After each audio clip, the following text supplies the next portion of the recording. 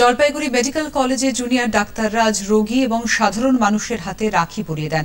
তাতে লেখা ছিল, রাখি পরাও, রাখি পরো, অভয়াদের জন্য মানববন্ধন গড়ো। মেডিকেল কলেজের অধ্যাপক ডক্টর সুদীপন মিত্র বলেন, আন্দোলনের পাশাপাশি তারা চিকিৎসাও চালিয়ে যাচ্ছেন।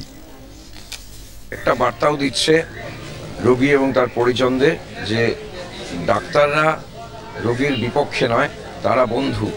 আপনারা জানেন যে যারা এই পশ্চিমবঙ্গের হসপিটালগুলোকে আরজি করের মতো নরক বানিয়ে রেখেছিল, তারা চেষ্টা করছে বিভিন্নভাবে এটা প্রমাণ করার যে এই আন্দোলনটা রোগীদের বিরুদ্ধে।